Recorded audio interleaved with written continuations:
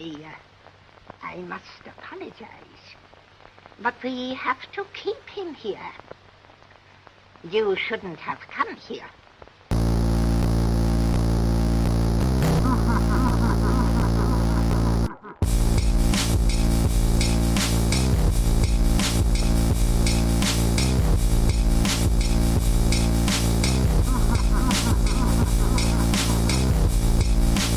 You shouldn't have come here.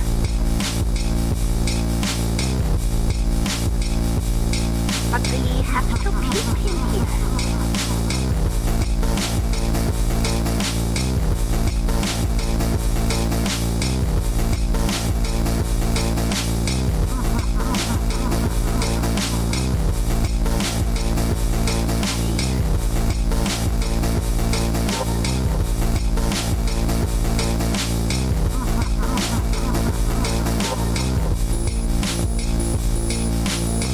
You shouldn't have come here.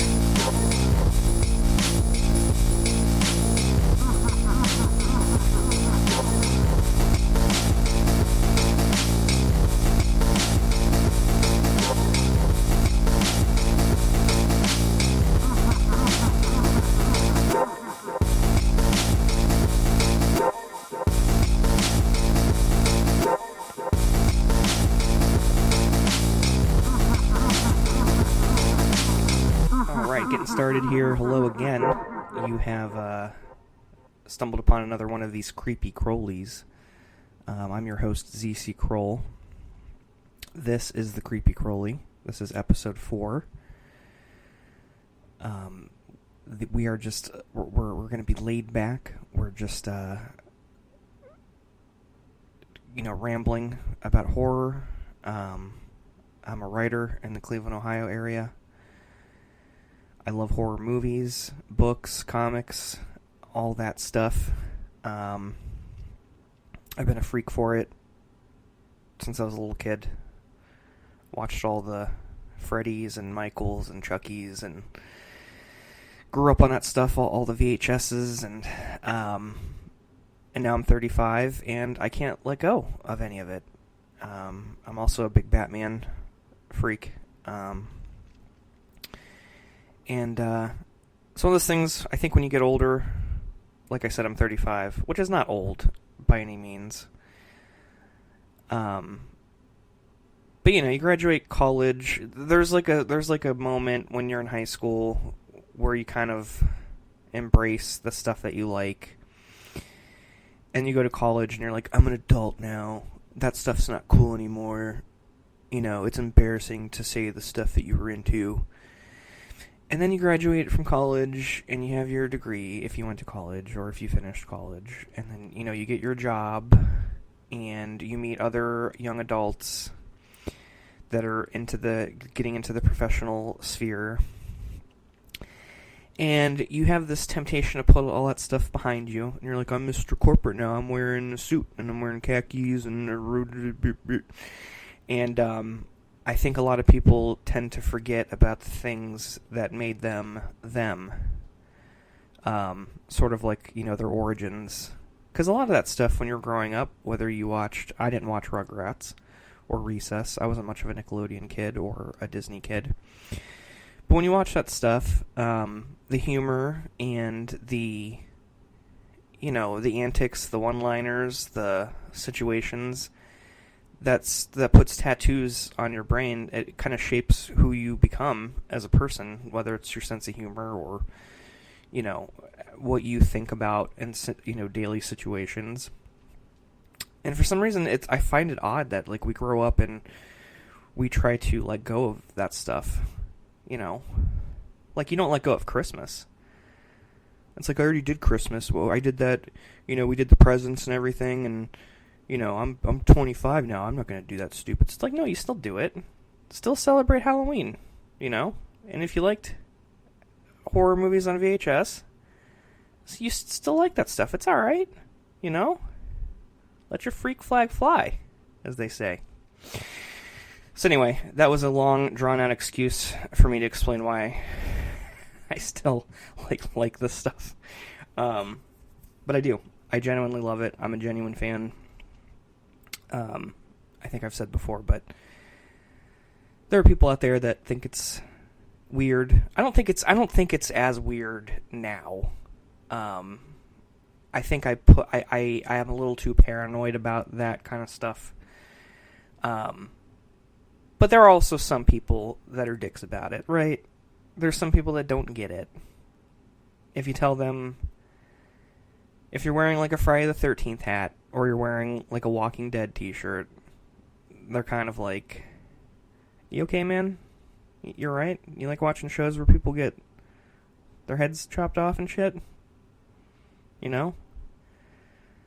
It's like, okay, so you're going to judge me, but you watch Jack Ryan, where, you know, what's his face? John Krasinski's just shooting people in the head. That show's awesome, right? But I can't watch Jason rolling up into some tents and hacking teens up. I'm weird. I don't know. I'm just babbling. But I feel like that's something that I struggle with. And, you know, I struggle with it with my job. Again, I'm a writer, and I published my short novel / novella. It's technically more of a novella. And, you know, I don't know how open I want to be about it. You know, because I have, like, a professional job, and some people, they're not into horror. You know, maybe they're into, like, fantasy. Or they're not into anything. Maybe they're just into, like, billiards. Or, they're into, like, swimming. And then I tell them what my hobbies are outside of work. And they might be like, holy fuck, I work with Marilyn Manson. You know? So, I don't know. I don't know, like, where...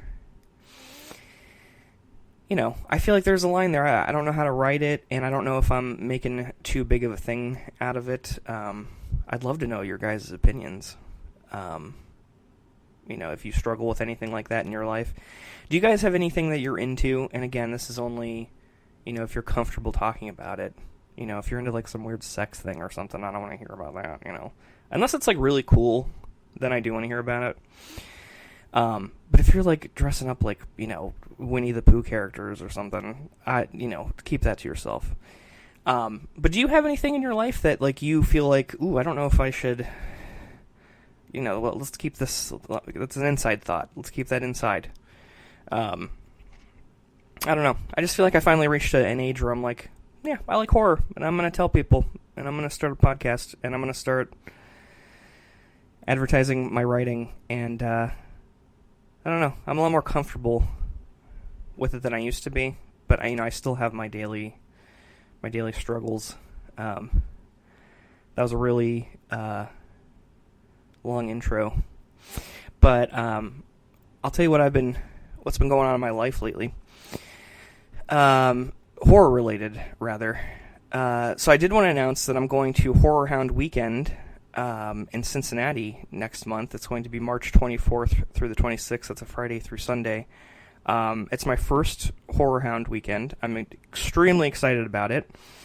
I think a couple people in the Discord, the Creepy Kroly Discord, I think you are going as well. I cannot wait to meet you, because I know a couple of you I've never met. Actually, a lot of you I haven't met. And I'm so grateful that you're in there and supporting me. And I just, I can't wait to be there. Bruce Campbell's going to be there. I will wait 6 hours.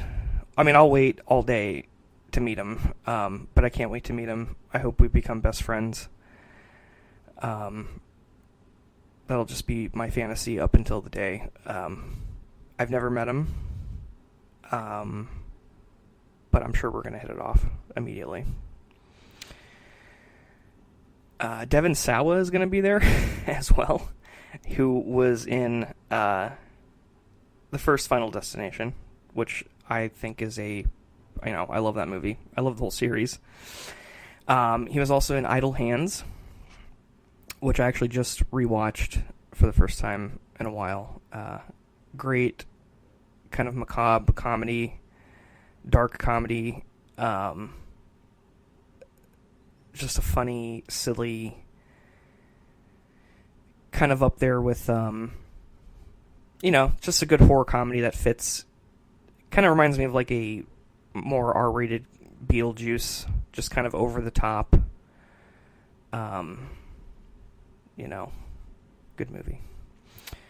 And Devin Tao is also in the new Chucky TV series, which he's phenomenal in. I didn't think he was ever like a bad actor, but he's phenomenal in his role on the Chucky series. So I highly recommend that you watch him in that. So Horror Hound Weekend, I'm excited. I don't know really how... It's not my first horror convention in general. I've been to like 4 other ones, but not, hosted by Horror Hound. So I'm excited. It's going to be, obviously this is like one of the big ones. Much bigger than the ones I've been to. And, I'm just excited to meet new people and, like I said, meet some of you guys that are in the Discord. And, it's going to be a good time. I wanted to go over some other things. What else has been going on in my life? Oh, I read... Well, I should say first, I did an episode a couple episodes ago of what I believe to be the 13 greatest horror movies ever made. Which, by the way, thank you for those who listened and had feedback and thoughts. I loved hearing, all the ones that you didn't see, that you haven't seen. So that's exciting that there's ones that, you guys haven't seen that, you can check out sometime. Because I highly recommend them. They might not be to your tastes, because not everything is for everybody, but I'm pretty confident those top 13 are like, it's impossible for you not to get something out of them where you're like, holy shit, these are like really good movies. So that's cool. I'm really glad that you listened to it and had awesome things to say. And yeah, your guys' support has been great. But on that list, I had put The Fly on there. And just talking about The Fly, the 1986 one with Jeff Goldblum, just I was listening back to it because I was editing it before I uploaded it. I was like, man, I really love that movie. It's just one of my favorite movies of all time in general, not just horror. And I decided to watch it a couple nights ago, which is probably like my... God, I said I'm 35, and I probably watched that movie... I don't think it's crazy to say that I probably watch The Fly maybe twice a year. I think it's fair to say I probably watch it twice a year. So I watched it for the first time this year, and just again, it's one of my favorite movies. Every time I watch it, I'm blown away by it. The ending made me tear up again. I had tears because so I'm 35. I probably first saw it. I mean, I was way too young when I first saw it on VHS. I want to say I was probably, if I had to be honest, I probably saw that movie when I was 7 or 8 years old. So I was born in 87. Let's see here. So that was probably 94 or 95. Yeah, I think that's about right. It might have even been earlier. I have a really good memory of shit when I was... Like, even 3 or 4, I have memories of being 3 or 4. So it might have even been earlier than that. So I saw it way too young. So I would think, this is no joke, I've probably seen that movie over 60 times. I think it's possible. But yeah, again, it made me fucking cry at the end again, because it's just so moving. I'm not going to spoil the ending, but it's just a great movie. But what's funny is that I watched it and I got the Fly box set from Shout Factory, which has The Fly 2 in it with Eric Stoltz, which I do love. I love that sequel. I think it came out in 89. It's kind of an under-the-radar sequel. Not a lot of people liked it. I don't really see a lot of people talking, that talk about it. But I always liked it. But I haven't seen it as many times as The Fly. So I decided, well, I have it in this box set. I have the Blu-ray. I always had the DVD. It wasn't a very good DVD. I watched it right after the first one. So I got kind of like a back-to-back kind of pairing where one was right after the other. And I don't think I've ever done that before, really. So watching it, and on Blu-ray, and it sounded great, it looked fantastic, I realized that, like, The Fly 2 is really good. The Fly 2 is, like, I always liked it, but there's some good stuff in that movie, and I think it's very underappreciated. I don't know much about the production of it. I know Frank Darabont and Mick Garris wrote the screenplay. I think they were the only ones who wrote the screenplay, or at least did, like, the main draft of it. But Frank Darabont wrote A Nightmare on Elm Street 3. He did the remake of The Blob. And then he went on to do The Shawshank Redemption, The Green Mile, The Mist, and then he created the Walking Dead series. He adapted the comic. So Frank Darabont is like one of the masters of, kind of adapting and just kind of like the horror genre, and particularly adapting Stephen King. He's kind of the best. So the screenplay is fantastic, and of course he wrote it with Mick Garris. Mick Garris, I think, is a legend in the horror, world.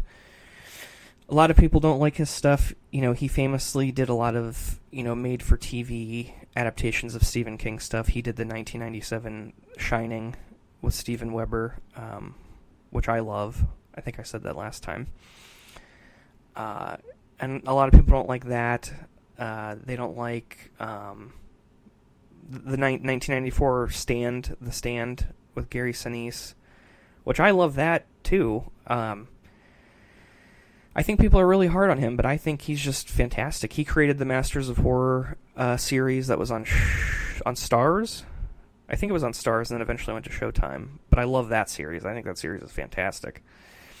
Anyway, so what I was trying to say is that two very competent writers wrote The Fly 2, and I think it shows. I think that the story is fantastic. The pace is really good. I think Eric Stoltz is fantastic in it. The romance is not as compelling, and the chemistry is not as compelling as Jeff Goldblum and Gina Davis, obviously. But, man, good movie. Anywho, so I've had that going for me. The other thing I wanted to talk about, and I know I'm babbling here, but I had a lot of things I want to talk about today. I kind of became acquaintances, we could say friends, internet friends, with this Scottish writer named Jamie Court, who's now in the Discord, and shout out to Jamie there. But he is a fellow writer. He read my novella Disseverment and liked it. I read his short story, A Puppet Scorned, which I recommended to everybody in the Discord, but I'm going to recommend it to anybody listening to this to definitely check that out because it was a riot. I absolutely loved it. And it's just really cool that we're both kind of, doing our thing out there in the indie horror scene. We're not quite at the, we're doing our thing, and, I reached out to him, and he reached out to me, and I like that we're both kind of making our way into that world, and he's really good. And I like that there's someone out there that we're kind of on the same level, It's really cool. So check him out, man. I'm glad to know you, Jamie. I hope everything's going well for you in Scotland there, and yeah, cheers to you, man. Oh, he's on Twitter as well. Find him on Twitter. Or not Twitter, I'm sorry. Instagram. He might be on Twitter. But I know he's on Instagram. So go there first. Yeah, some other movies I've been watching lately. I just watched... I did a To Be Tuesday earlier. I did The Hills Run Red. And I know I already mentioned this in that episode, but I was not expecting that to be a good movie, and I ended up liking it. So I hope you enjoyed watching that along with me. I think I mentioned in the description of that video that you could probably hear me breathing very heavily throughout the whole thing. That's because I had a big grin on my face the whole time. I'm a very open mouth smiler. So I apologize if you're just watching the movie and you just hear that was not my intention. I'll have better editing skills in the future for things like that. But I definitely enjoyed myself. Good movie. Not a classic, not it's not Citizen Kane, but if you just want to sit back and relax and enjoy a fun little movie with like a little twist, it's got a unique kind of plot to it, and it's good. I think people expect too much out of movies, man. Like there are some ones, if you're going to go to the theater and spend, God, tickets are what, $13 now, and then you get popcorn, that's like $12, and then soda pop, I don't know what you call it. What's that, like $8? I mean, and then if you go with two people, and if you have kids, oh my God. I mean, it's like $100. It's like $100 night. So if you're going and you're expecting to see a good movie that is compelling, and you want to walk out of the theater and you're talking about it and dissecting it for hours, and you go and you end up seeing, like, Killjoy 3. Yes, I can understand that you just spent $100, and I don't know why you would spend $100 and take your kids and get each of them popcorn and a drink and make them watch Killjoy 3. But my point is, if you didn't like it, yeah, I can understand that. But also, you have to know what you're going into.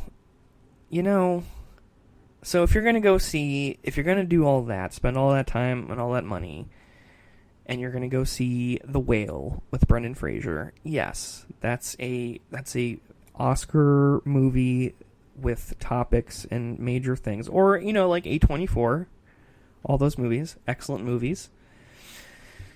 But if you just want to sit and fart around and have a drink and, just laugh and goof around, then you got The Hills Run Red. That's what Tubi's for, man.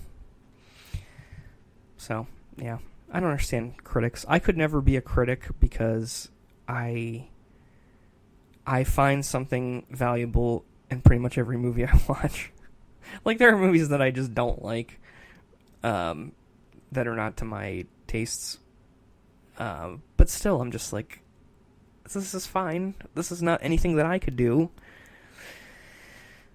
I'm still rambling, I'm sorry. 2 other movies I watched this week. I watched a indie movie from 2009, which is one of those movies I was telling some buddies of mine, it just kind of fell under the cracks, I think, for me. Because it's one of those direct-to-DVD movies, and, there's so many thousands of those, you're never going to see them all. So, this movie called Forget Me Not from 2009, which was a very interesting story and just unique scares. I mean, there were jump scares. I like jump scares. I don't mind them. I think they're overplayed almost all the time, but that doesn't make me not like them. Jump scares are kind of like fast food. It's like you just want a Dave's triple sometimes. It's fine.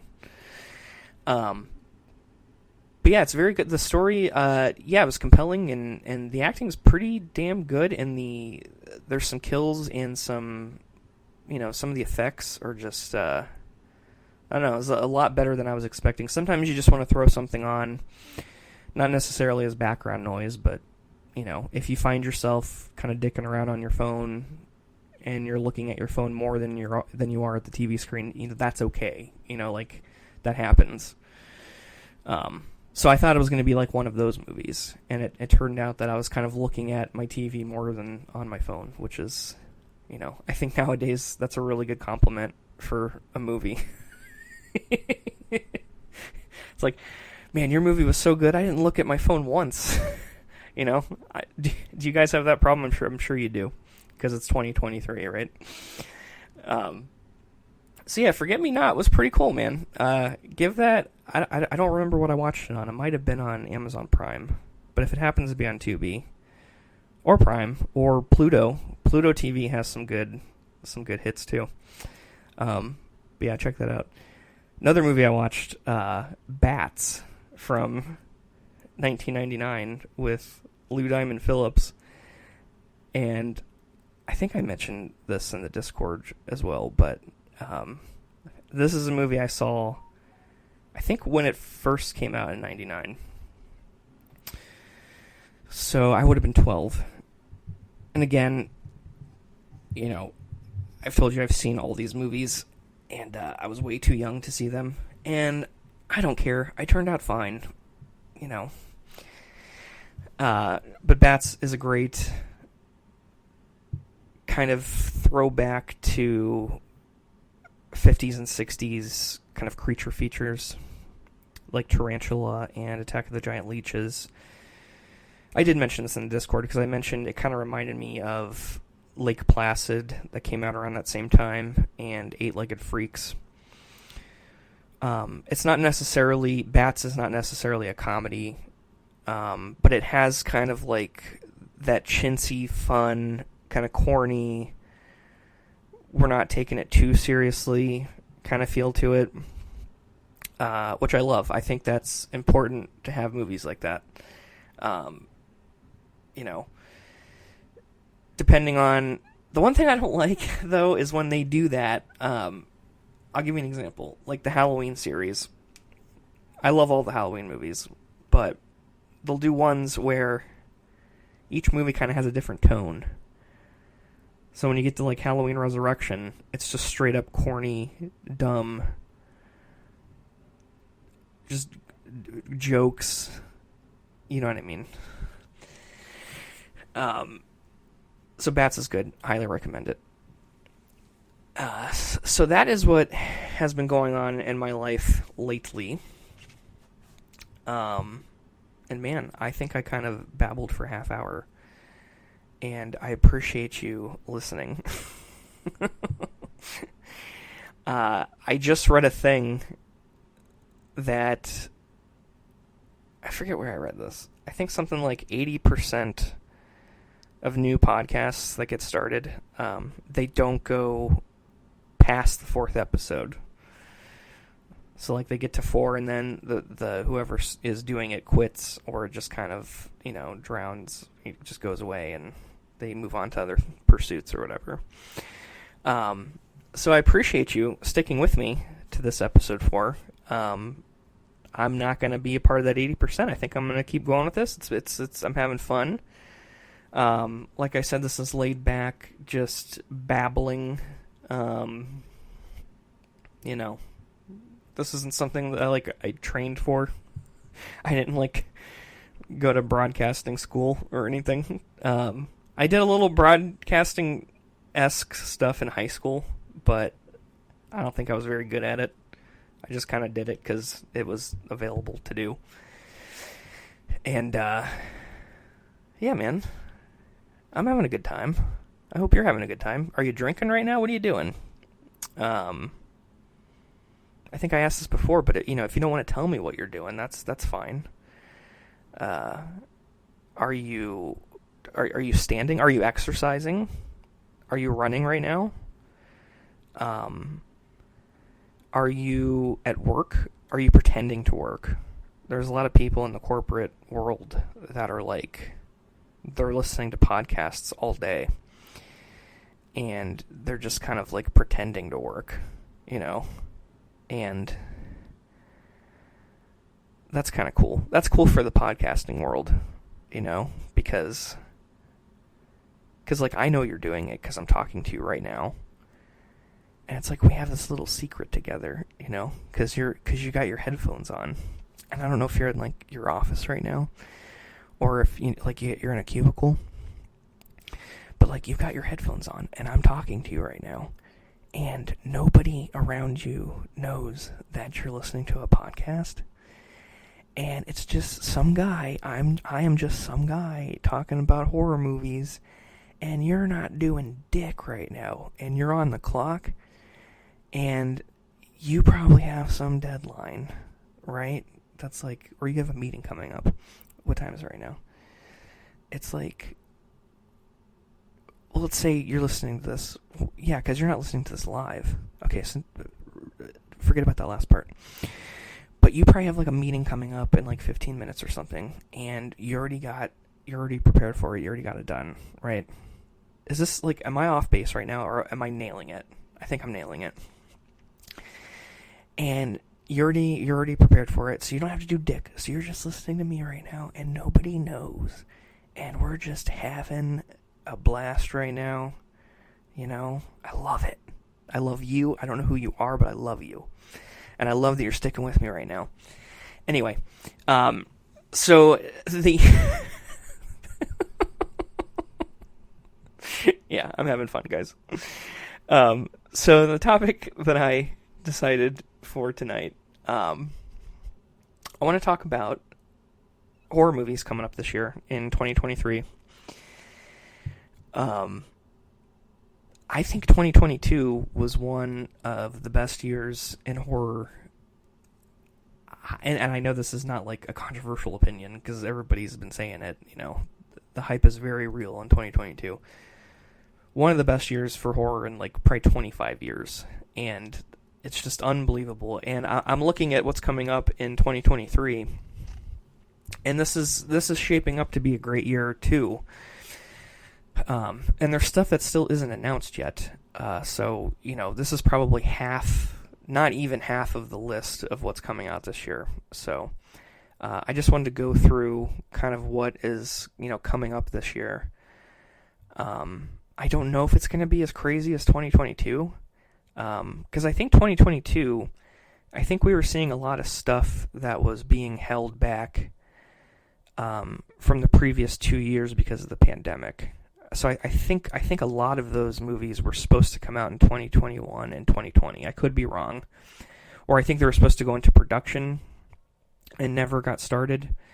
So I think once they finally got the green light, or once they finally had the chance to go back and finish them, or actually could have a release date, everything started coming out in 2022.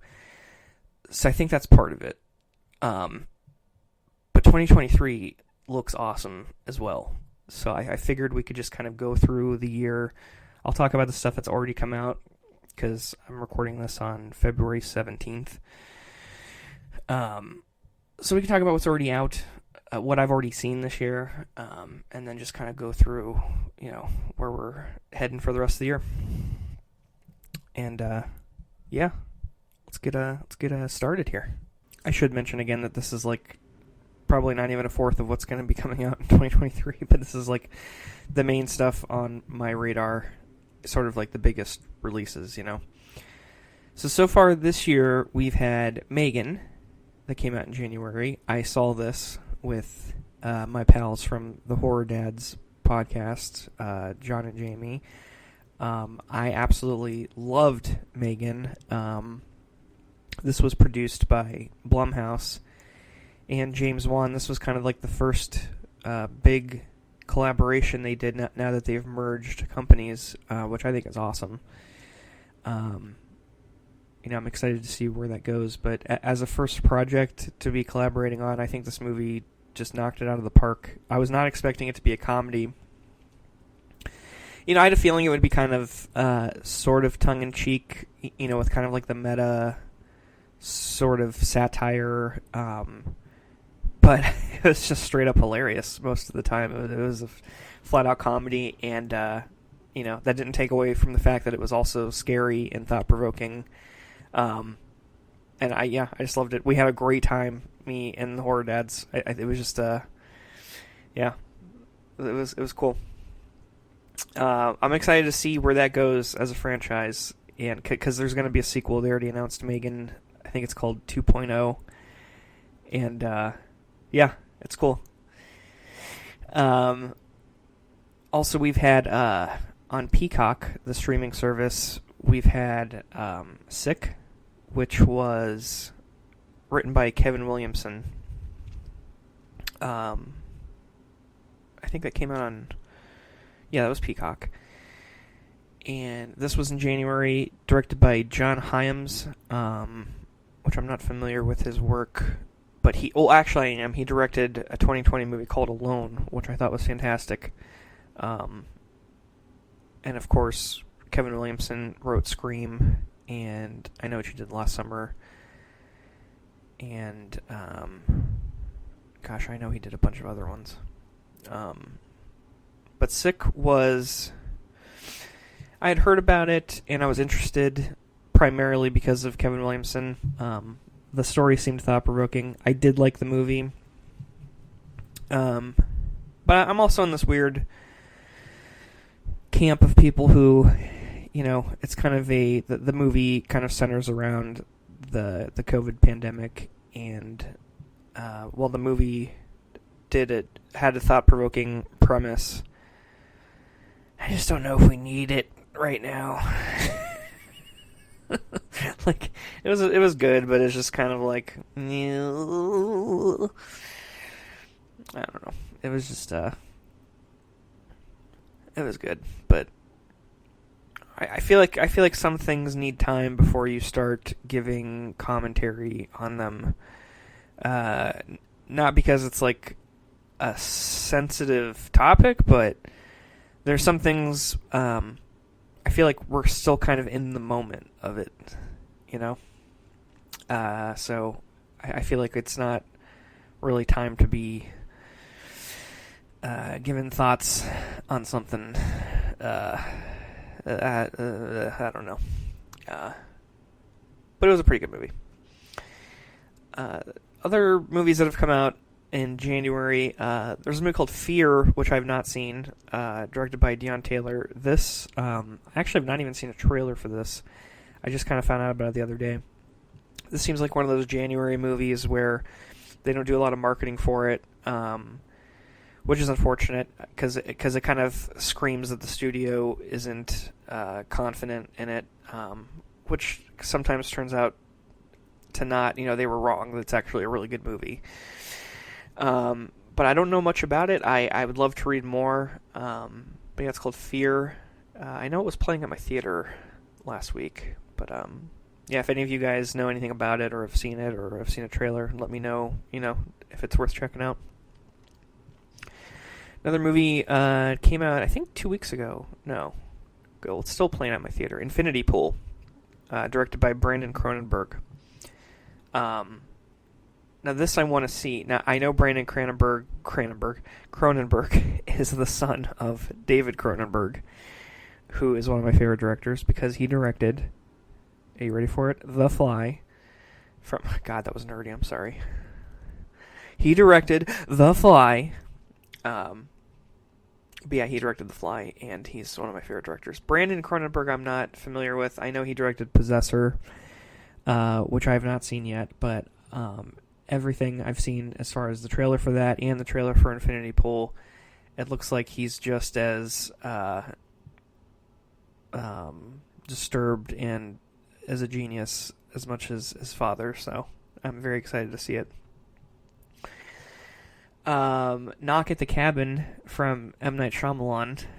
I saw that last weekend, and I absolutely loved it. I think it's one of M. Night Shyamalan's best movies. I just thought he absolutely nailed it. This guy, M. Night Shyamalan, has been one of my favorite directors. So The Sixth Sense came out in 1999, and I loved it. It blew me away. I was 12, and he was very instrumental in me being like, I love what he does with writing.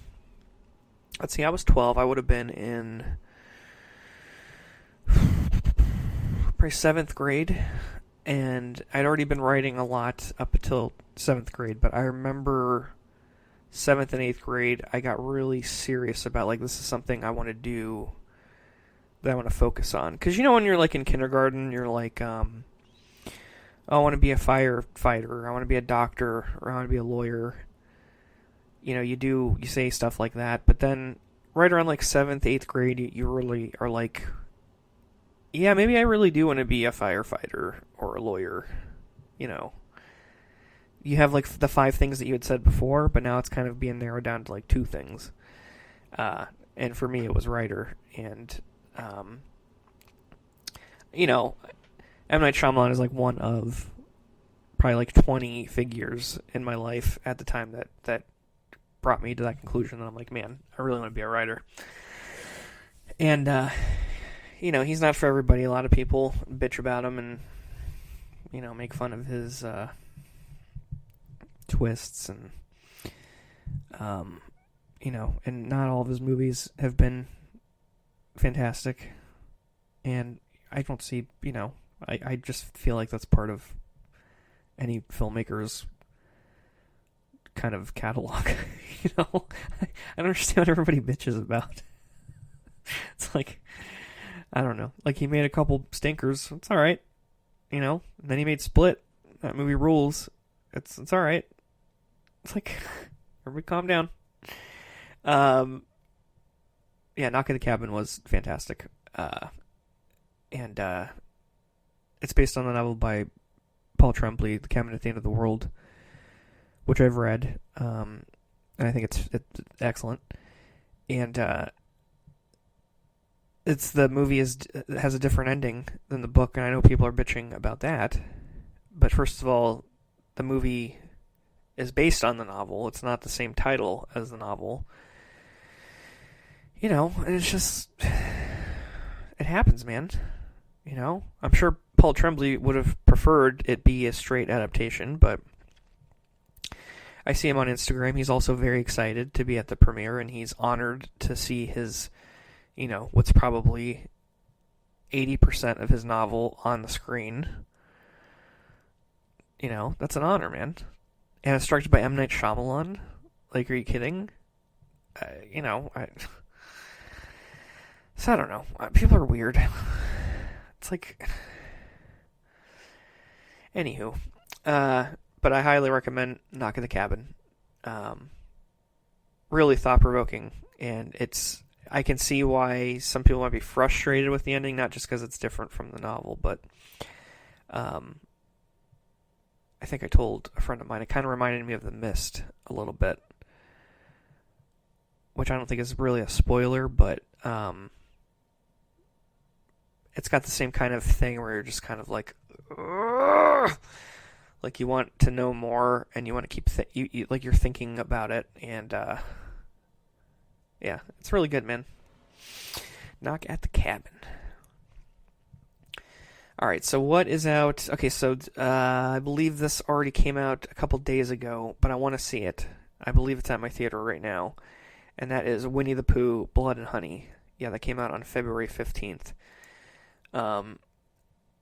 So I had read about this. I know a lot of people in the horror community are just like super pumped about this. I don't know how many people have already seen it. And I think this was crowdfunded, but this was getting so much traction online, and people were so excited about it. And this is like an indie project that was made with the understanding that Winnie the Pooh and all the related characters would be entering the public domain. I believe that's still the case. I don't think there's any kind of legal trouble that they're running into here. So I think everything is legit and they're okay. So they made this just indie movie where Winnie the Pooh and his friends are just these slasher killers, and it's I'm really excited to see it, man. It kind of reminds me of when the internet takes a hold of something, and this happened with like Terrifier and Terrifier 2, which ended up doing really well in theaters. Once the internet takes hold of something like that and it goes viral, and you have the crowdfunding and stuff like that, it's just kind of a reminder to all those, aspiring filmmakers and artists out there that you can do it. If you have a cool thing that you're working on and you believe in it and you put in the blood and tears and stuff, or the blood and honey rather, and it's good, and people respond to it. Like you can really, you can have Winnie the Pooh, Blood and Honey in theaters. It's probably going to do really well too. So yeah, that's really cool, man. I'm excited to see it. Okay, so I just saw the trailer for this one. That's going to be on Netflix, I think, next week, February 24th. And that is We Have a Ghost, directed by Christopher Landon. Now, We Have a Ghost is kind of like a family comedy. Looks like it kind of maybe fits with like kind of the Gremlins, kind of Beetlejuice, not necessarily a family movie, but like The Frighteners with Michael J. Fox. Where it's kind of like not, like lighthearted, kind of easy watching. But this has, what's his name that plays the Falcon in the Marvel movies? Anthony Mackie and David Harbour. And it looks good. Christopher Landon is the writer-director of a very underrated zombie comedy called Scout's Guide to the Zombie Apocalypse, which I just adore. And he also wrote and directed Happy Death Day and the sequel Happy Death Day to You. And he also did Freaky with Vince Vaughn, which I also love. So he is very good at horror comedies and kind of doing like mixing genres and giving new twists on common story tropes.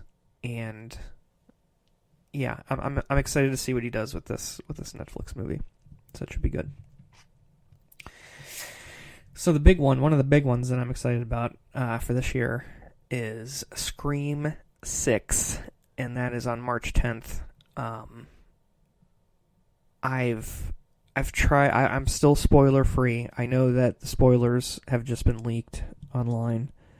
I think there's actually footage of the spoilers from someone in a theater, which shame on them. Maybe I should look it up. Maybe I shouldn't.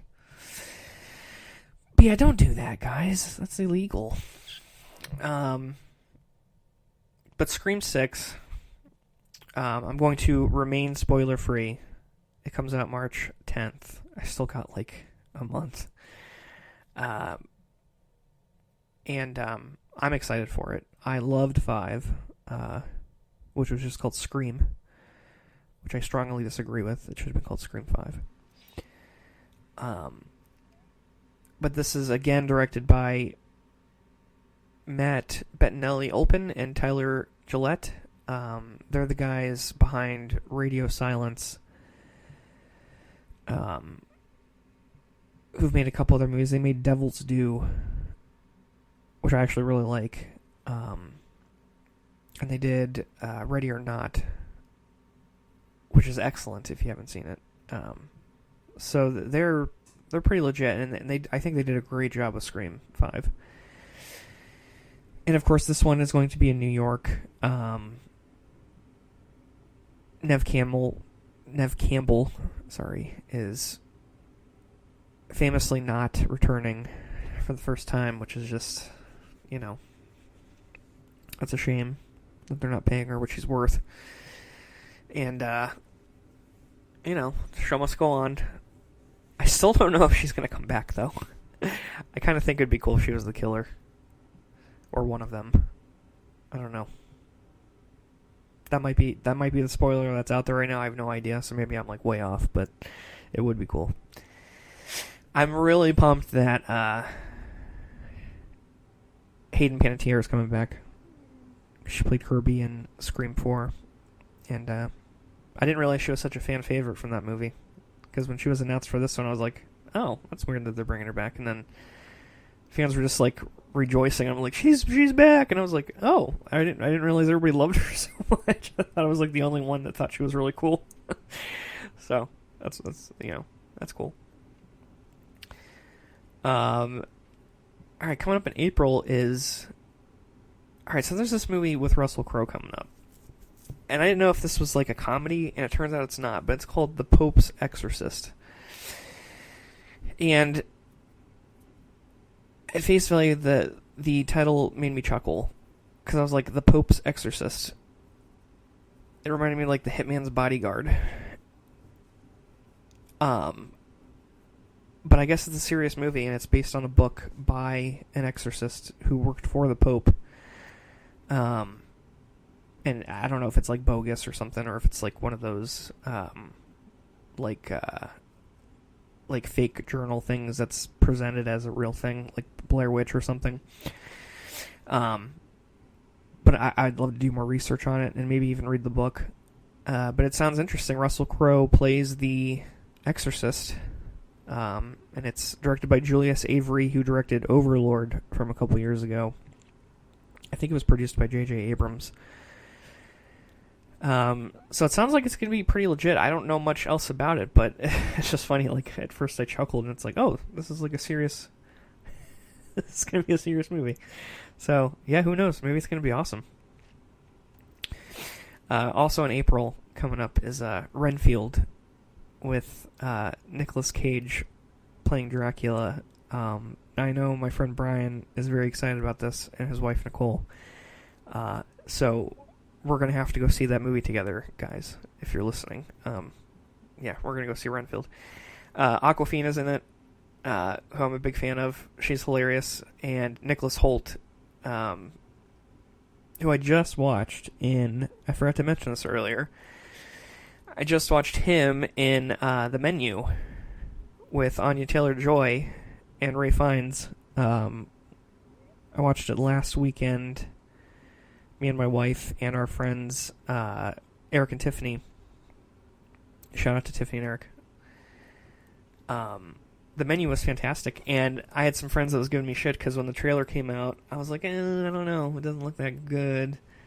I'm very weird about horror comedies. Like, there are a lot of horror comedies that I love, but some of them, they're like, it's gotta be my type of humor, or I'm not feeling it, you know? And this seemed like it was going to be one of those. And so we finally watched it. And I was like, holy shit, this movie is hilarious. It was so good, and it was so creepy. And it reminded me of The Wicker Man, the original one from 1973. It also reminded me of Midsommar. It reminded me of... Yeah, I can't give... I guess that might have been spoilerish right there on their own. But yeah, great movie. Highly recommended. One of those things where like I stand corrected. I was wrong, and I'm happy to be wrong about it. You know, that's the best feeling when you had an assumption and then you are proven wrong, and you're watching and you're like, holy shit, this is like really good. I had no idea. That's a great feeling. Yeah, great. Anywho, Renfield, we're gonna see that. Brian and Nicole. I mean, and whoever else wants to come too. Just get a group of 20 of us. Okay, so this next one, this comes out April 21st, and this is an A24 movie. This is Ari Aster, the writer-director of Hereditary and Midsommar. And this is a comedy horror. It's called Beau is Afraid. I saw the trailer for this. It's got Joaquin Phoenix in it. Joaquin Phoenix. And I don't know how I feel about it. Because I love Ari Aster. I absolutely love Hereditary. I love Midsommar. And I love this short film that Ari Aster did. Okay, guys. If you want to hear more about my tastes here. Now, I don't know if you read Disseverment. I have a short novel novella called Disseverment. So if you've read that, then you kind of know like where my head is when it comes to like horror and like my sensibilities and my aesthetics. You know, Ari Aster did the short movie. It's about 29 minutes long. And it's called The Strange Thing About the Johnsons. Okay. Now, you can find this movie on YouTube. It was never given, like, a proper release. It's, it's not like a special feature on any of his movies, on Hereditary or Midsommar. But, you can find it on YouTube. It's not a great quality of the video. I don't know of any other places on the internet where you can find a higher quality, but The Strange Thing About the Johnsons, find that on YouTube. And prepare to have your whole world rocked. It's the craziest short film I've ever seen. And I saw it before I even knew who Ari Aster was. I saw it in college, actually. I think. Was it college? Because when did he make it? I don't remember when he made it. I think I was in college. I was in my dorm watching it. And I was just like, what the fuck is this? And I just remember, because it rides this line of, you almost don't even know if it's a comedy or not, because it's so insane. I'm just laughing at it, because it's like nothing I've ever seen before. But it's horrific, okay? And that's how I felt about Hereditary and Midsommar. So I finally saw Hereditary, and this was directed by Ari Aster. I'm like, Ari Aster, I don't know who that is. So I look up his name on IMDb, and I look at what else he's done. It says The Strange Thing About the Johnsons, and I'm like, holy shit, this thing has the same tone as her. Like, it feels like it. Like, I immediately connected that it was the same guy. It's the same, like, not the same tone, but it's like the same. I could just tell that Hereditary, Midsommar, and The Strange Thing About the Johnsons, they all came from the same mind. I can just tell. And I love that. As a writer, I love that I can tell that that's all his voice that made all those things. Like, I love that. So he's got this new one coming out called Beau Was Afraid with Joaquin Phoenix, and I saw the trailer, and I don't know if I'm feeling it as much as the other ones. We'll see. It's described as a comedy horror, and like,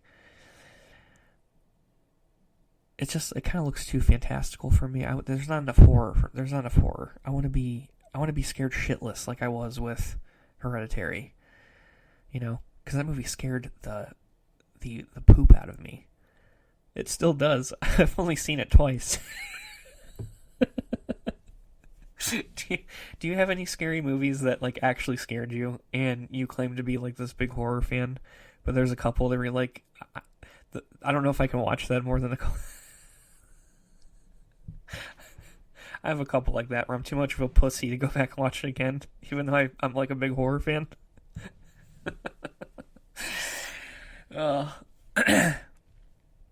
Martyrs is one of those. I told my friend Tiffany, I was like, because she tries to act. Hi, I'm gonna call you out right now, Tiffany. You act like you're no movie is like too scary for you, and you're like, I've never actually been scared by a movie. And I was like, this movie Martyrs, I'm never gonna watch it again. But this movie, if we watched it together, you would look at the world in a different way than you ever did before, because it's so insane and pants-shittingly disturbing. And she was like, let's watch it. I'm like, no, you don't understand. You don't get it.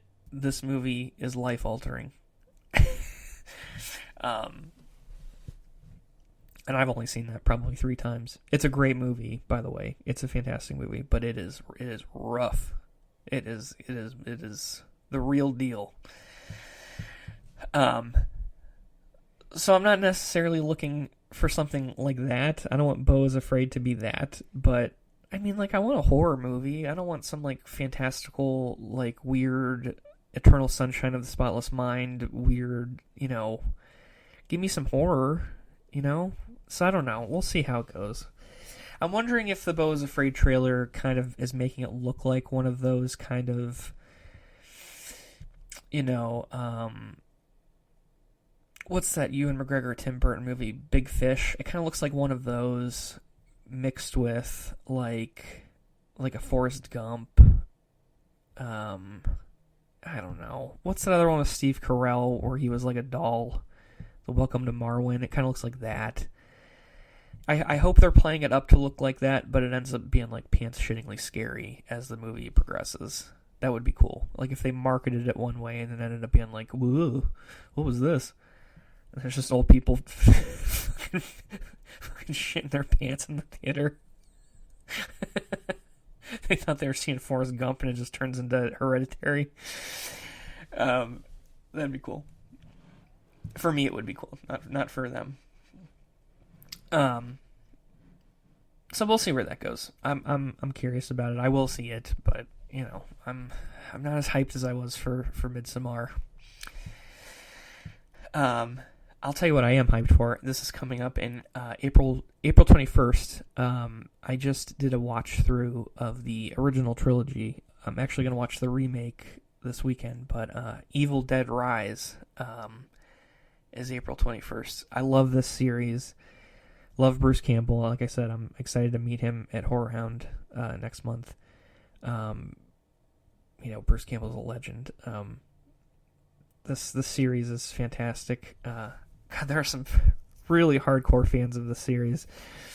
I just watched a documentary about the Evil Dead. You know, just the fans. They're called Deadites. The documentary is called All Hail the Deadites, and it's on Tubi. And just the fans out there, the love for this franchise, and you know, it's awesome. But this new one coming out, I don't know if it's a prequel or like a sequel, because I feel like it's in the same universe as the remake. But it looks awesome, man. It looks so good. It looks different enough from the other movies, but still in the same. It still feels like it's in the same kind of universe. And it looks scary as hell. Like, the trailer is so good. Whoever's playing that mom she just looks fantastic, and her voice is good. And I think towards the end she's in the tub, and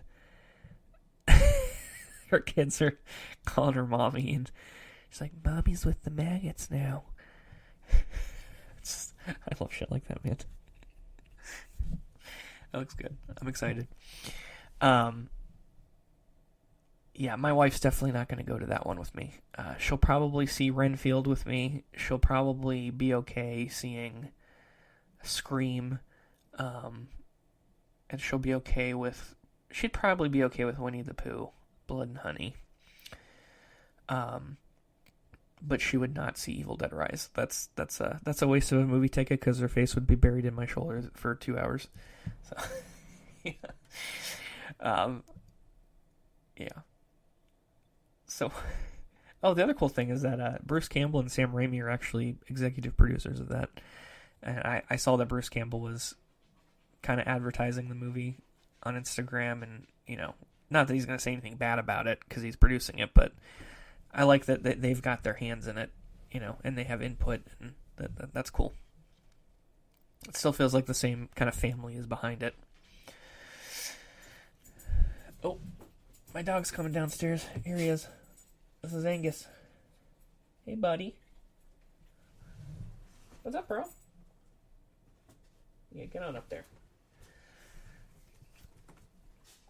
God, I wasn't going to tell anybody this, but yesterday morning around like 5 a.m. Am I talking too soft? I don't think I am. Around 5 a.m., my wife let the dogs out to go pee, because they usually have to pee around like 5. And they came back in, and they smelled so atrociously. Like it was like... I was like, they must... Like, did someone, like, dump chemicals? We live behind this fire station.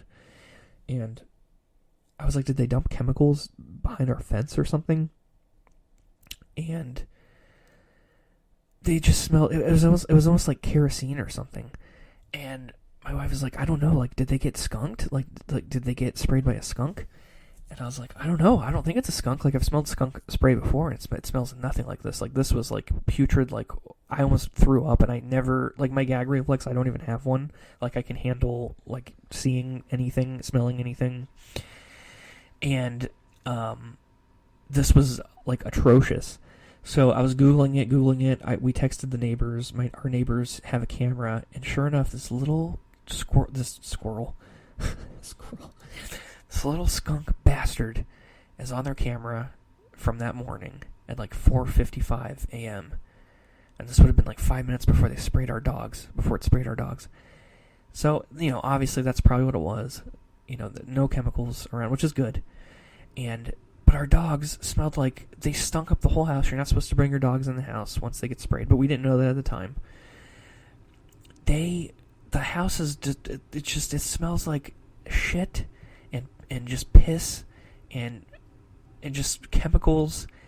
And I smelled like it because I was trying to wipe them down. My wife smelled like it. She went to work. She smells like it. She smelled like it.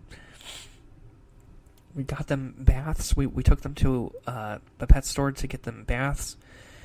We had to take them separately. We got skunk odor removal shampoo, and we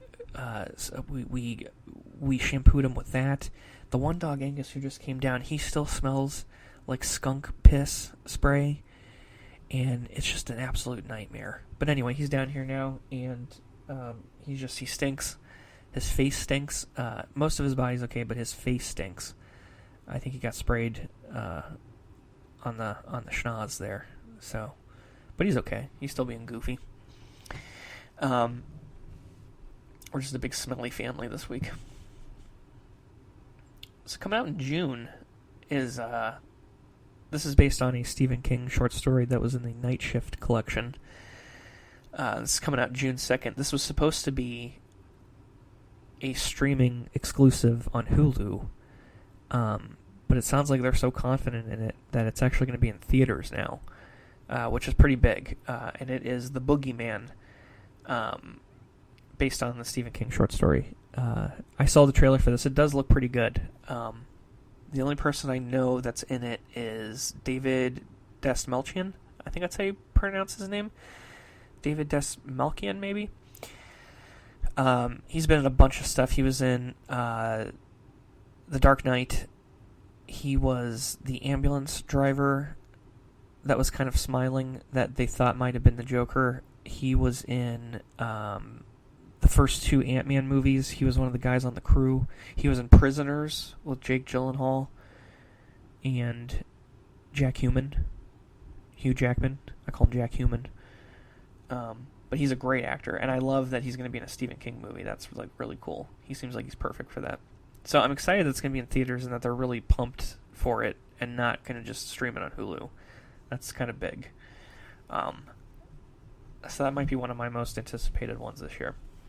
And it's a summer movie, summer horror movie. That could be good.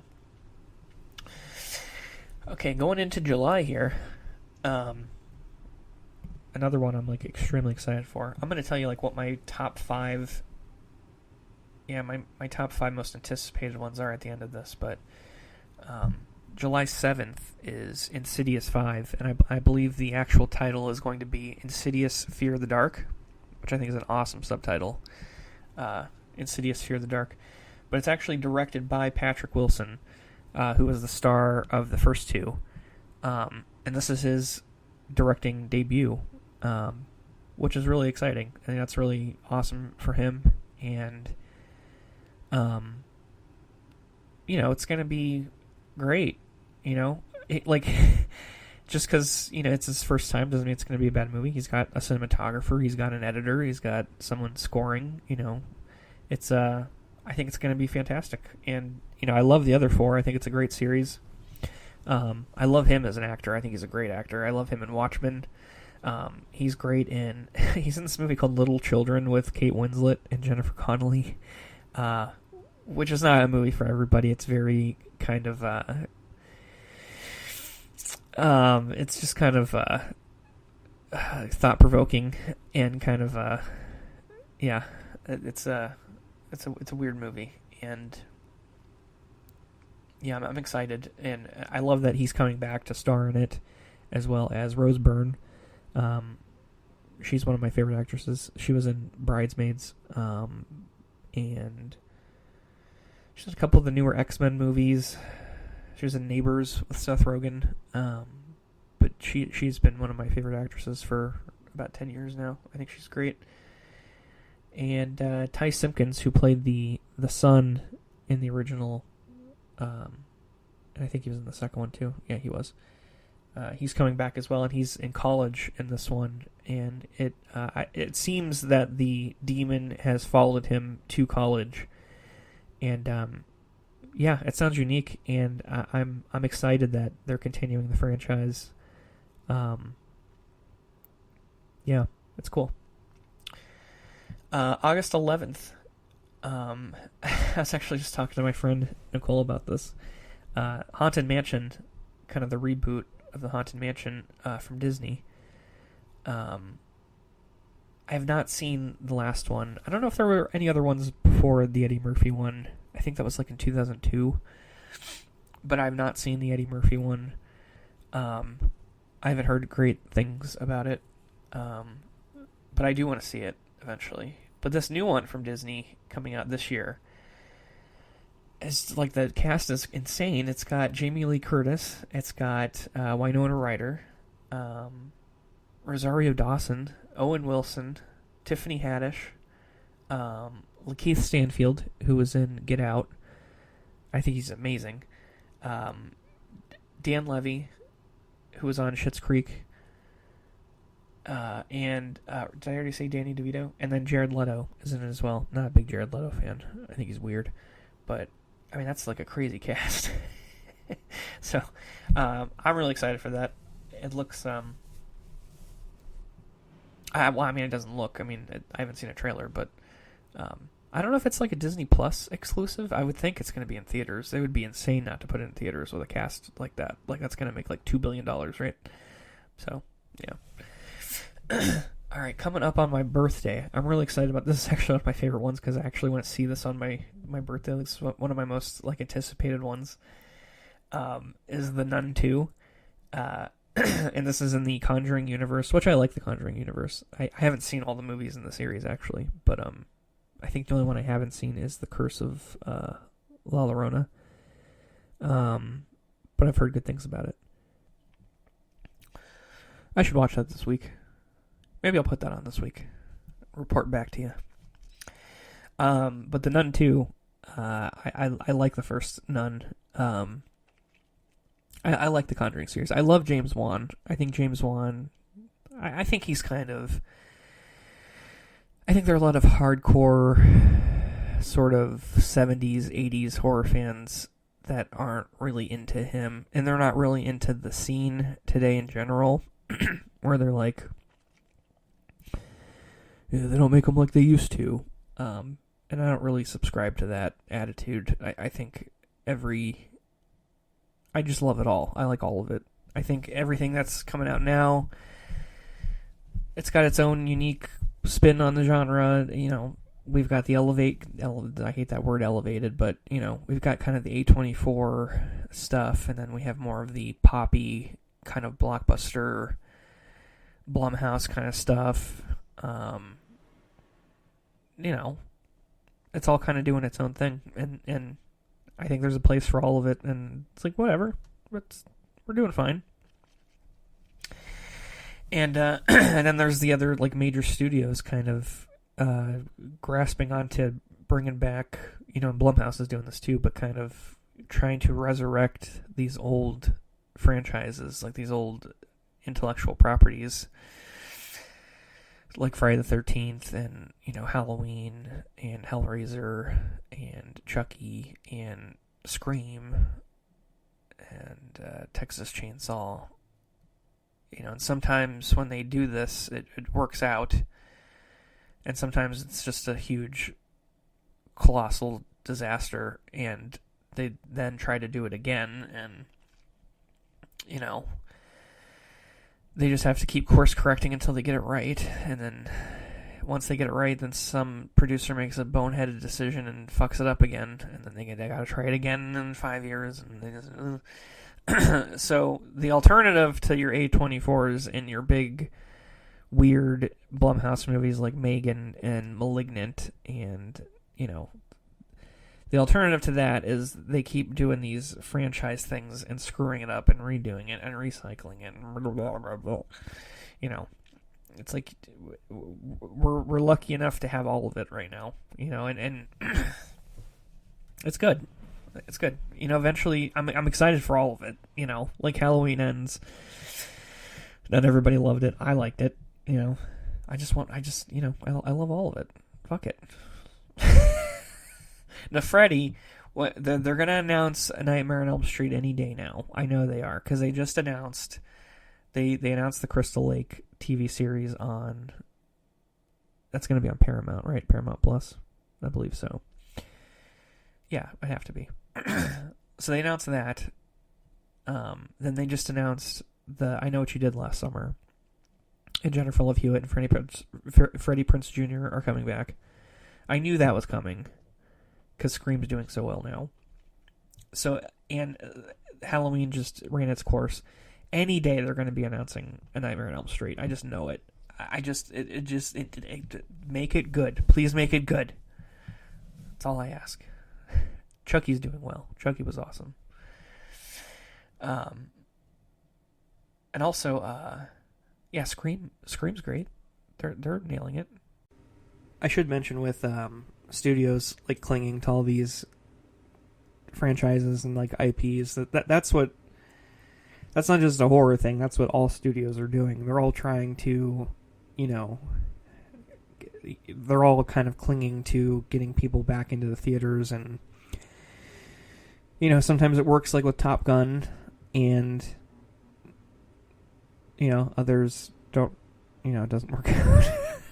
But yeah, you see that across the board. It's not just a horror thing. Coming up in October, this one I'm a little apprehensive about. It is the Exorcist reboot.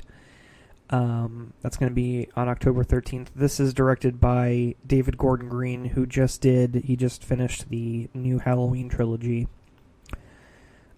which was Halloween 2018, and then Halloween Kills and Halloween Ends. Now this one, I believe this is proposed as the first of a new trilogy of Exorcist films. So it's kind of going to be like the same kind of template as the new Halloween ones.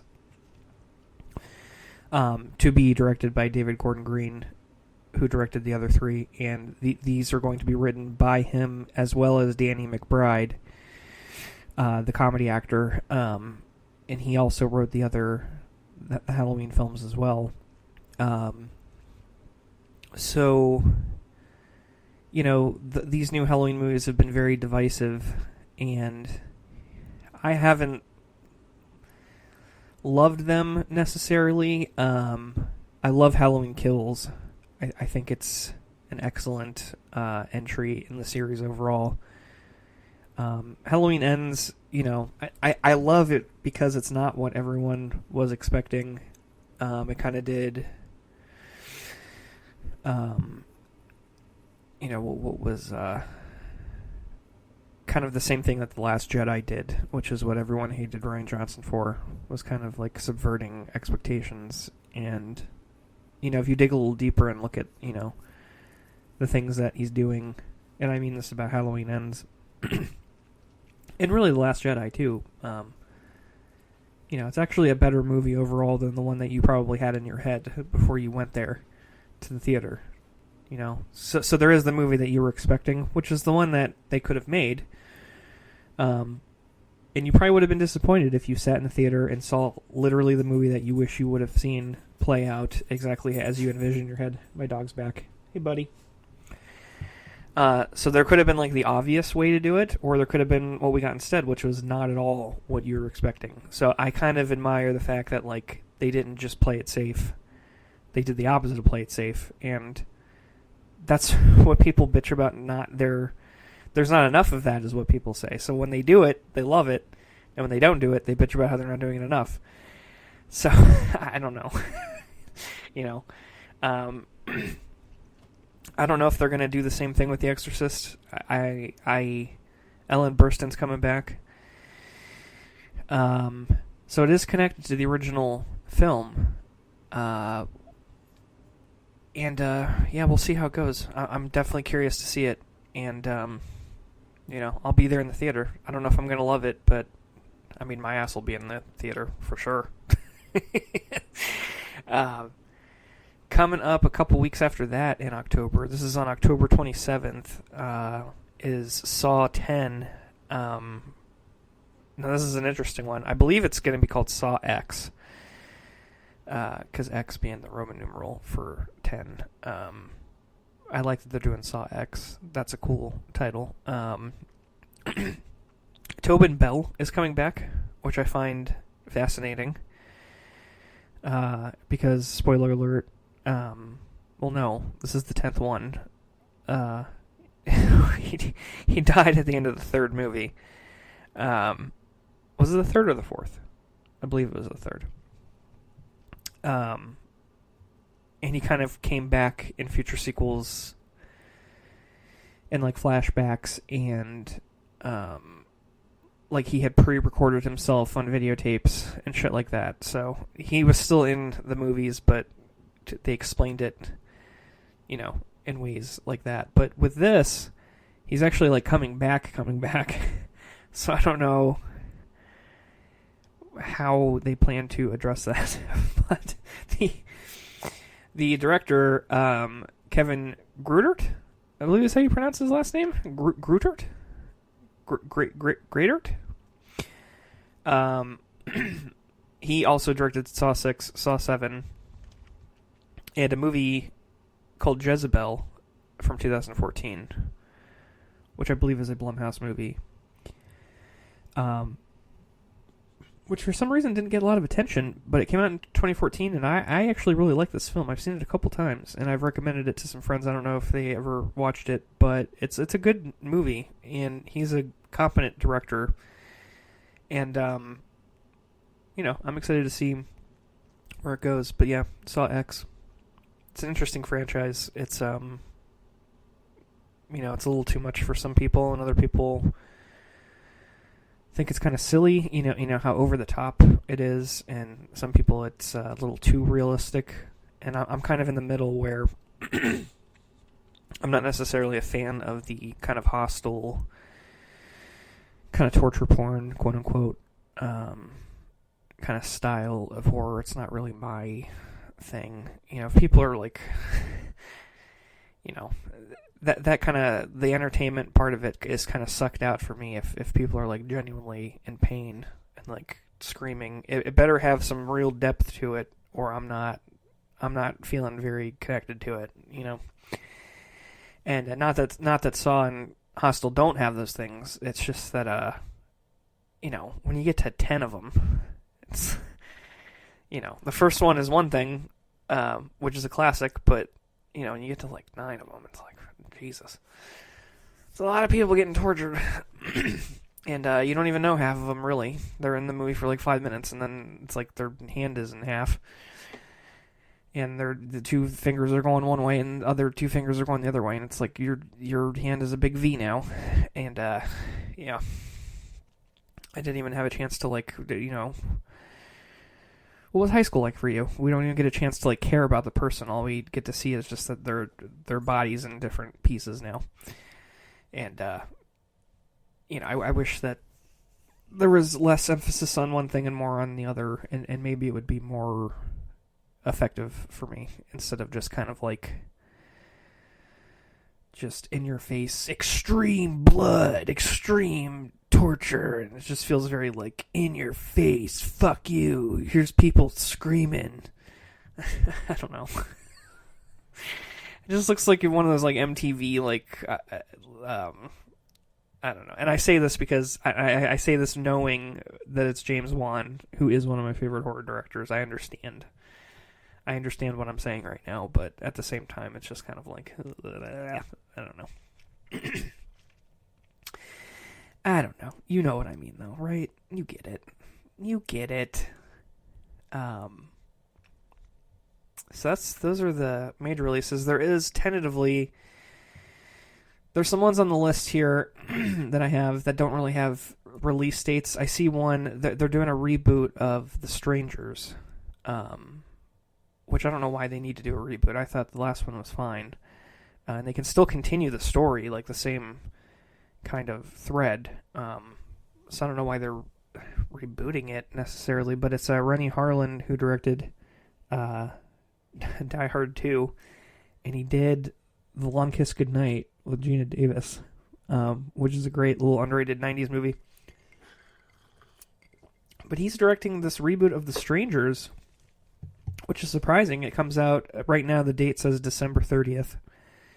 And that's practically into next year. And who knows if it's actually, going to come out then, or if it gets moved closer in the year, But it's weird that they're rebooting that, because I thought the second one was great, and I don't see a need, it ended in a particular way where they can't necessarily continue it, but, you could do a prequel, you can do... I don't know. It's interesting that they're... I don't know. There must be a different take on it that's going to be not a lot like the other two. I love those movies, though, man. That first one, I think it was 2008, but I saw that in theater opening night. I was in college, and that just, scared the bejesus out of me, that movie, with Liv Tyler and Scott Speedman. Good actors in that.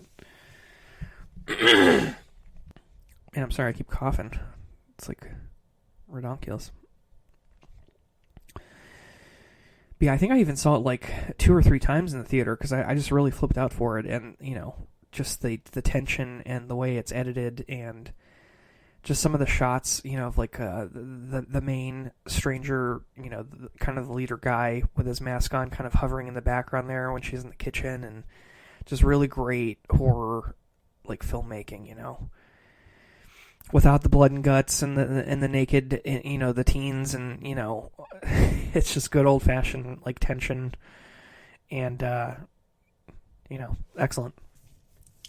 All right, so 3 other ones that actually do not have dates, for sure don't have dates, but they're anticipated to be in 2023, so, who knows if we'll get them this year, or if it's going to be into 2024, but I'm still excited about them either way. The first one is Salem's Lot, which was supposed to be last year in 2022, and I believe the movie is finished.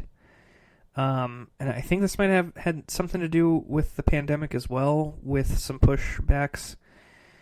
I read somewhere that the studio, I think it's Warner Brothers, they're not really happy with the movie, but I don't see how that can be true. But I don't know. I think it's more pandemic related.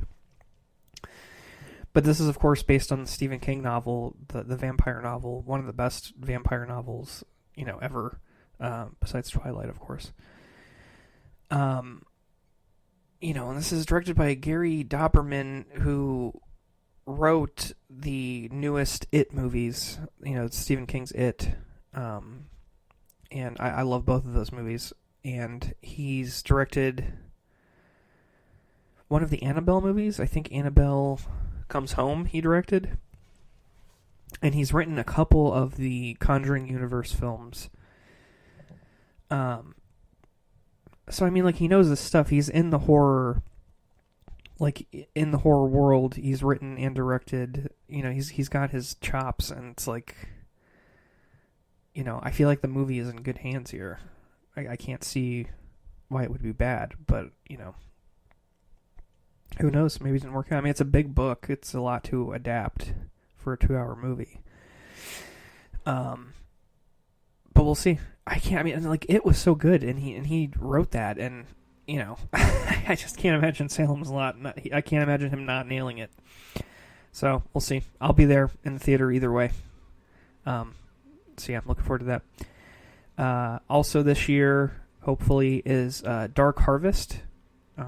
This is a horror movie based on a novel by Norman Partridge, which I actually just bought. I went to the bookstore a couple weeks ago and bought this novel because I know some people are really excited about this movie. David Slade is directing it. He's the director of a movie called Hard Candy with Elliot Page and Patrick Wilson. Again, Patrick Wilson, who's in the Insidious movies. Excellent actor. But Hard Candy has a trip of a indie horror thriller kind of suspense movie, and it's that's one of those movies that stays with you and is very thought provoking. And if you watch it with a friend or with your spouse or partner, I think it gets you kind of talking afterwards. If you're both into watching thought provoking stuff and talking about it afterwards, it's a good lying in bed and going, man, what do you think that meant? What do you think this meant? That's a very good movie for that. And he also directed 30 Days of Night, which is another, like, excellent kind of mid-2000s, I think it was like 2007, vampire movie with Josh Hartnett. Love that movie. And I remember seeing that in college in the theater and just loving that. I actually saw it with the Horror Dads back then in 2007 when we were hanging out back then. Shout out to the Horror Dads. Yeah, excellent movie. Great director. I think he directed one of the Twilight movies. I think he directed the third one, Eclipse. And again, I don't know how I know that. It's just because I'm a nerd. But yeah, Dark Harvest, I'm very interested because of the director and because people love the novel. I don't know much else about it as far as the synopsis, but, I'm there just for the director alone. And then finally this year, I think there might have been a date. I thought it was supposed to be like April, but now I don't see anything online, is Mutilator 2, which is the sequel to the 1984 slasher kind of indie classic. I mean, it is a classic. It's a slasher classic. But that was also directed by Buddy Cooper. I don't know what he has directed since. I don't know if he has directed a movie since then, but The Mutilator from 1984. If you haven't seen that, I think that's probably on Tubi. That is kind of an essential viewing for people who want to get into 80s slashers. That era, there are just 100 similar movies of that nature. 100 that's a low number. There's hundreds of them that you can just get lost. That it is such a rabbit hole to get into those 80s slashers. And it starts around... really, it starts with Halloween. Then it gets into Friday the 13th. I've said this before, but it starts with Black Christmas. Then Halloween, and then Friday the 13th. And then it just spirals into this, like, abyss of 80s slashers that you can't even... There's The Prowler, there's April Fool's Day, Girls' Night Out, Deadly Games, there's Prom Night, Terror Train. You just... if you can find them all, see them all, and I think all of them are on Tubi, actually. But I'm one of those weird people that just has to see them all, and I own a lot of them, and I love them. Pieces, that's a good one.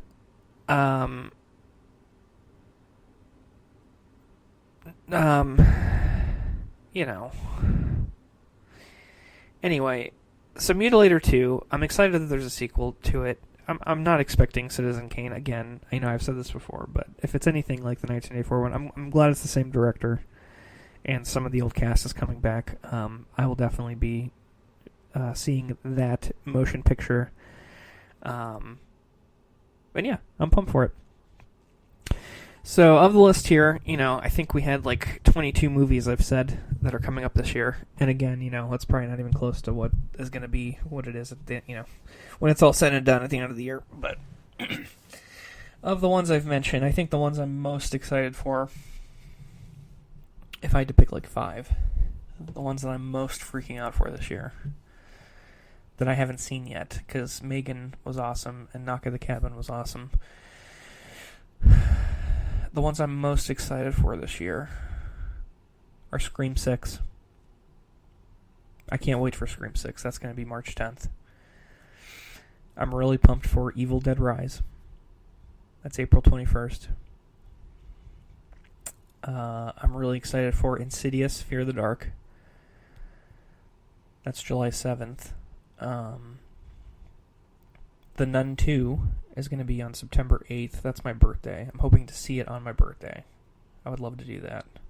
So I'm excited for that. So that's 4. And then the 5th one, I mean, if Salem's Lot comes out this year, that's probably my 5th most, I'm most excited about that one. But I don't know if it's going to come out this year. We'll see.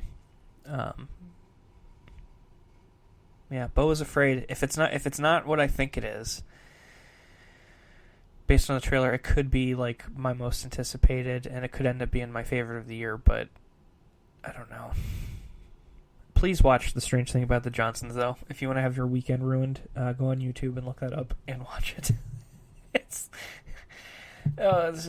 just crazy. And hey guys, thanks for listening to this. I really appreciate your support and your feedback, and all you lovely folks in the Discord that I've created. I love all your pets in there, all your cute pets, and yeah, you're all very nice and supportive, and I really appreciate it, and I'm excited to give you more of my babbling in the future. So thanks, y'all, and yeah, see ya.